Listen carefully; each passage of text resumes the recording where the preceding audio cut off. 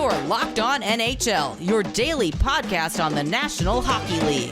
Part of the Locked On Podcast Network, your team every day.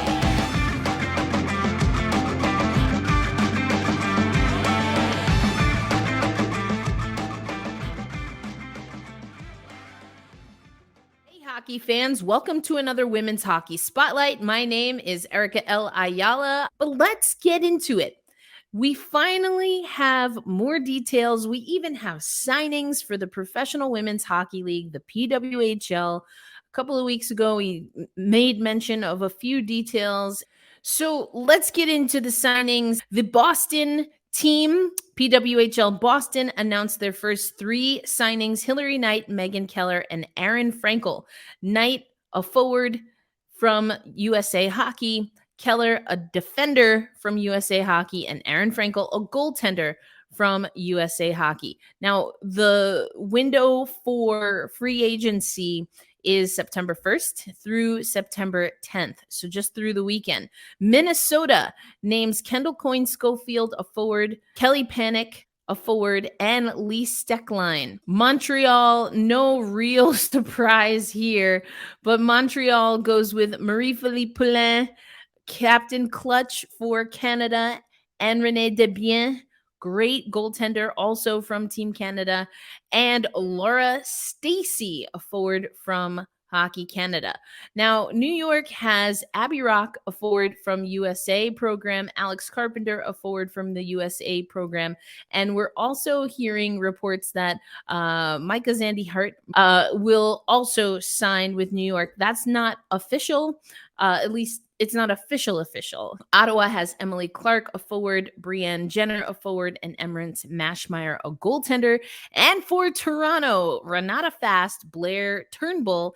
And I left the name at the top of the list, if you're watching on YouTube, for last, because we are going to hear from Sarah Nurse on today's episode of Locked On NHL. You can check out the full Locked On Women's Hockey segment for today. That's Friday, September 8th. Let me take you to my interview with Sarah Nurse. So sitting with Team Canada gold medalist, hello, Sarah Nurse. Welcome to the Locked On NHL Women's Hockey Spotlight. We, of course, are talking all things PWHPA. Now, you and I, Sarah, had another conversation just prior to this. So I want to first, though, before we hop back into the knit and grit and the details, you get to sign with PWHL Toronto.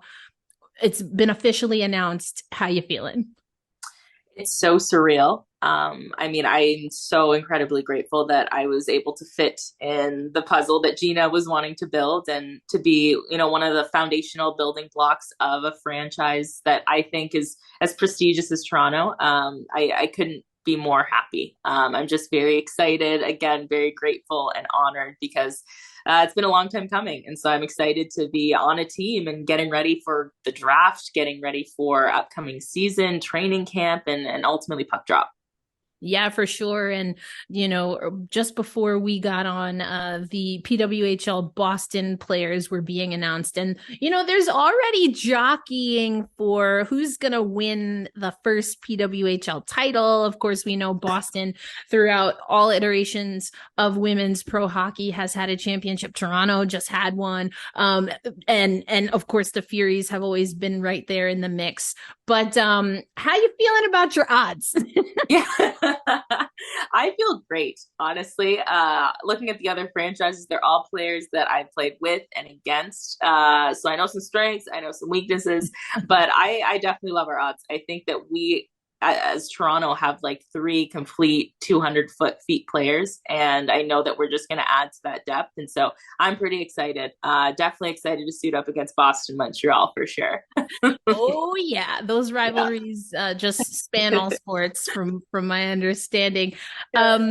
I want to ask you a little bit about the PWHPA, or actually, let me make sure. Is that still the name that we're carrying over for the Players Association? It is actually the PWHLPA. So there's There we so many letters we've used in the last few years, but yes. Okay, that makes more sense. Want to make sure I get it right. So the Yes. PWHLPA, Professional Women's Hockey League Players Association, boom, nailed it. And it was announced that Brian Burke will be the first executive director. So how did that come about? Did the players pick that? Was it with the league? Was it collaborative? Was Brian just like, yeah, I'm just going to do the thing? Like, how'd that happen? Yeah, it's kind of funny because so our bargaining committee, Brianne Jenner, Hillary Knight, Kendall Coyne Schofield, Liz Knox, and myself, we are a part of the interim executive board until the executive board can actually be directed at season start. And so we were like, we need an executive director for our Players Association because we are players. So we kind of put out I guess feelers within the industry and got some applicants through word of mouth and different things like that. So we actually interviewed four, I believe, applicants, and Berkey was obviously one of them. And just immediately after speaking with him, we knew as a group that he was the one. He is somebody that has gone to bat for us. He is somebody that's been supportive of the women's game for so incredibly long. And so we knew pretty immediately. We were able to call him back, and he had tears in his eyes. And I understand, like, he could have a lot of jobs in a lot of different places. He could have probably worked for the league if he wanted to, but he totally understands how important and impactful his position is, and he's so excited to work with us. He's on the clock at all times. He's sending texts at all hours of the night, but he's so ready to get this thing going and be the executive director. Yeah, for sure. I mean, good leadership is super important. And so now that it's official, you're with the PWHL Toronto. I mean, Gina Kingsbury, you have been under her wing for Hockey Canada, obviously, for the last handful of years. What excites you, though, about Gina being able to take over the helm as general manager, the first general manager for the PWHL Toronto? There's obviously that familiarity there, having been with Gina, but I really understand how she functions and how she wants her teams to function and the culture that she's looking to cultivate within the franchise. And when I spoke with her and heard about her vision and all of her plans, it just felt right. And to be honest, when she was announced GM, I was a little nervous because I was like, I don't know if she's gonna want me. Like, I don't know. But after speaking with her, like, I just felt like it was somewhere that I had to be, because I know that she gets it, and I know when she's asked about what kind of players, what kind of team she wants to build, she answers with personality. And that's been the key to our success in Hockey Canada. As she mentioned, like, sometimes you don't want all of the best players in one place, but you need the pieces that are going to fit in the puzzle. And so seeing the work that she's been able to do in the past with Hockey Canada, I can't wait to see what we're able to do here in Toronto.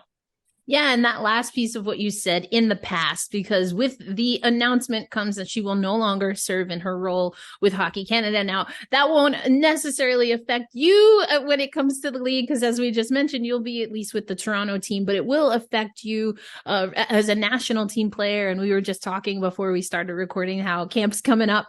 But what can you say about what Gina was able to do? I mean, obviously, there was a lot of chatter on the greater Hockey Canada side, that coming at a time where the women's national team really making a case for itself against those pesky Americans, and ultimately leading to a gold medal. But what can you say about what Gina was able to do with the women's program for Hockey Canada? Yeah, she completely changed the trajectory of our program. After 2018, that silver medal, our program wasn't in a great place. And the silver medal was like the icing on the cake. There were definitely some cracks within the program. And when Gina took over, she completely changed the approach and really made it people first. She has an approach of collaborative leadership.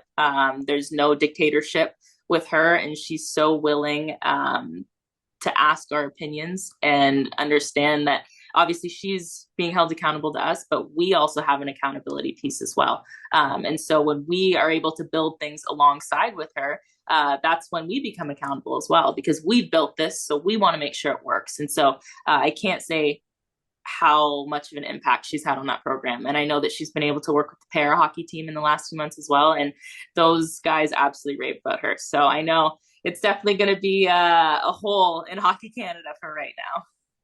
And I mean, I might have walked you into this one a little bit because Gina on the call did say that they are very close at PWHL Toronto to hiring a head coach. And there have been reports that one of my favorite guys to talk about when I talked with Troy Ryan about you, we had a whole hour and a half conversation, but his name has been tossed around. So I'm not going to completely put you on the spot, although blink 5 times if he is going to be the I mean, I'm waiting. No, no, just jokes, but also, I mean, if you want to, that's fine. But generally speaking, what do you have to say about Troy Ryan, who also has been a part of the women's national team, as you said, in that period where it was really time to dig a little deeper and establish what kind of program you want it to be moving forward? With Troy, I think it's kind of funny. Him and I feel like we've almost grown up together a little bit. And I credit so much to me making that 2018 Olympic team to Troy, because he totally understood me as a person and how I worked and how I functioned. And he honestly, throughout the years, was just like, relax and be you, because being you is the best possible thing you can do for this team.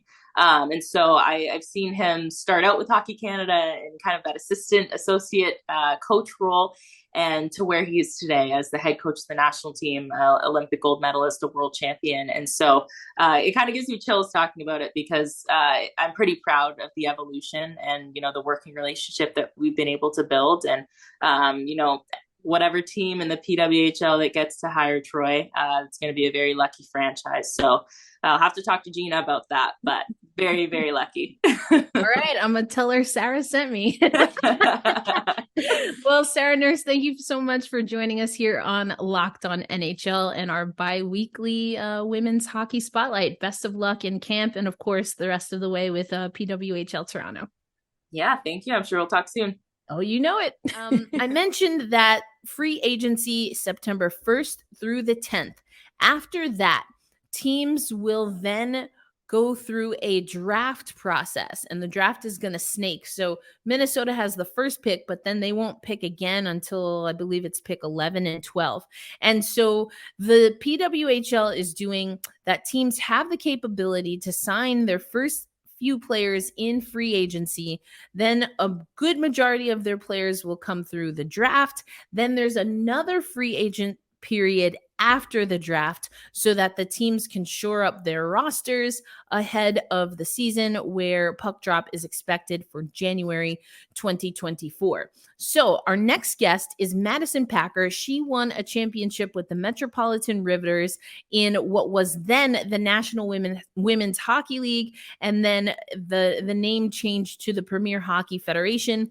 She's been the captain, has played with the Riveters her entire pro career, and Madison Packer is one of those players that will either be selected in the draft or on the bookend of the draft and the second free agency period. But let's go to a snippet from my interview with Madison Packer so you can learn from her what her process is going to be for the upcoming draft and free agency period. So we are here for the Women's Hockey Spotlight with Madison Packer, who has entered her name into the PWHL draft, spent 8 years with the Metropolitan Riveters, captain of that team. I've been bling ringing over here for the Locked on Kraken show, so been showing that one off there. You've got one of those with the Riveters. But Madison Packer, let's talk about, what the draft process it looks like for you. There are 6 PWHL teams. How many teams have you reached out to and or heard from as you get ready for the draft on September 18th?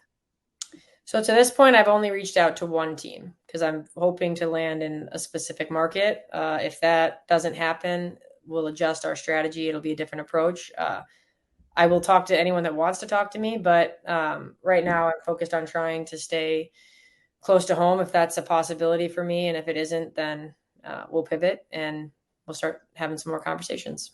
So just as a recap for our listeners, the PWHL markets are Ottawa, Montreal, and Toronto in Canada. And then you have Minnesota, Boston, and what is being called the New York team, might be tri-state. So since Michigan is not in one of those teams, is it safe to assume that the team that you're eyeing is the PWHL New York team?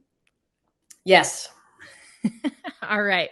Just had to make sure and ask, got to ask the real questions here. All right. So, you are in a unique situation where you have been a captain, you've won a championship, you've been a leader in a league that has really forged a very distinct path in women's hockey.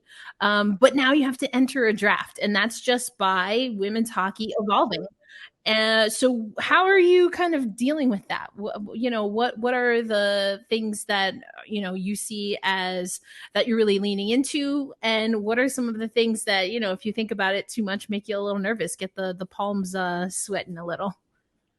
So I think the nervousness is just if I don't qualify for a waiver to stay in New York and or New York takes a looks at things and doesn't think I fit into what they're trying to build, then that becomes a different approach and conversation of entering the draft and then ending up wherever I get picked. That'll be harder just because of the kids. And I'm fully committed to being with my family through the course of the season. It's a big part of our life. And I'm a mom before I'm an athlete. So we'll have to pivot and adjust, but I have arguably the most supportive spouse on the planet. So there's no doubt that we can find a way to do it. It just won't be the easiest task. So that makes me a little nervous, just schools and everything like that. But I'm hoping that we can, figure something out. If we don't, then I'll enter the draft and it becomes a different level of anxiety and hoping you get picked and where do you get picked and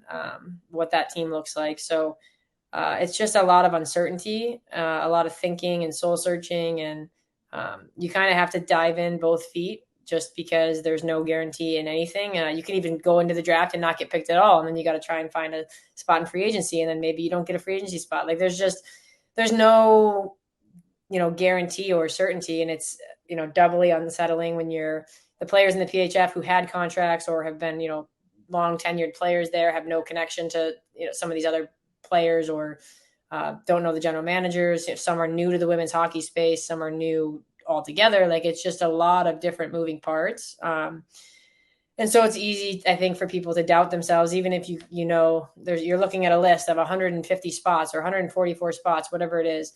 Like we're trying to figure out where you fall on that list. And then, that's just a list where I fall. Like, do I really fit with that team?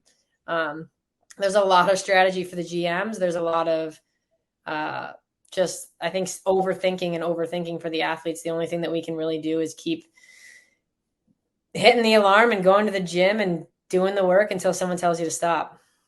And I think what stands out to me is that we're really at this interesting place in women's hockey. I have always said that in covering other women's sports, I want women's hockey, whatever the next iteration is, to not have to fall back to what the WNBA was in 1997 or what the NWSL was in, I guess, what are we talking, like 2012 or whatever the case is, but really utilize those stepping stones, including what you experienced in the NWHL and the PHF, and what other players have experienced in the PWHPA. So I think we're pretty close to that. I think it has given you and other players that fall into this 200 plus player pool a really once again the burden of being a pioneer, because you are getting free agency. We've got agents involved. We've got general managers, to your point, having to really balance out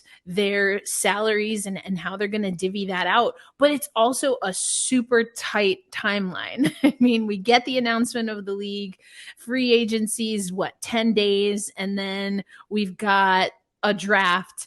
Everything's happening really quickly. But that being said, what stands out to you the most as perhaps the PWHL kind of ushering women's hockey into its own category when it comes to women's sports? And then, what are some of the things that you're looking forward to seeing a few years out as far as how the league can grow from here? Yeah, I think that we were on the right track with the PHF. I think that if you look at, we always say, okay, PHF finished season 8, we were going on season 9. I think you and I have talked before. I always kind of looked at it like the PHF really took stride after the catastrophic bubble. That was when we really pivoted and got more innovative with things. The professionalism elevated a little bit. Resources were heightened.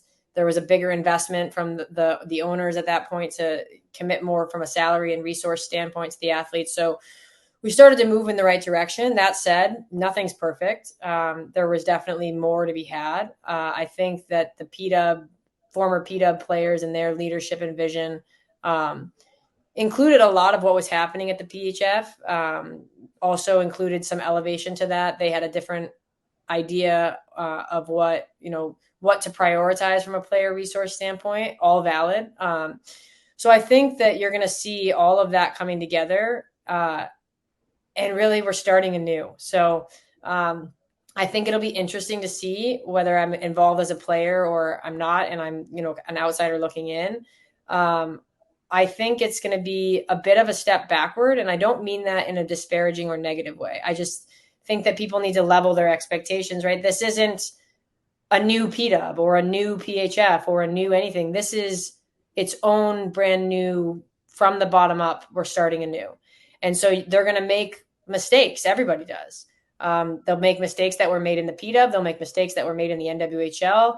They'll make mistakes that were made in the PHF because it's new people learning and making decisions. But there's also so much more money and so many more resources and so much more committed to making this successful and for the long haul that those mistakes will be corrected and learned from at a much quicker rate. So I don't think it's out of the question to see, okay, maybe a few hiccups in the beginning, but then it's going to take flight. Because again, a lot of these things are things that have been done and learned, but nobody really knows what to look out for, right? You think you've got all the boxes checked and then you show up on the first day and you're like, we don't have socks, like something ridiculous, right? There's just always something that someone doesn't think of.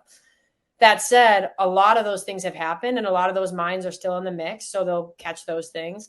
And again, money buys things, and there's a lot more money. There's a lot more marketing resources. There are a lot more, now sponsors willing to get involved because their money is not going to compete against one another. So when I say a step back, I don't mean it as a bad thing. I think that they're going to be really excited to jump in and get things going. And then we'll learn a couple things, not in a ridiculously hard way. And it'll just keep going up and up from there.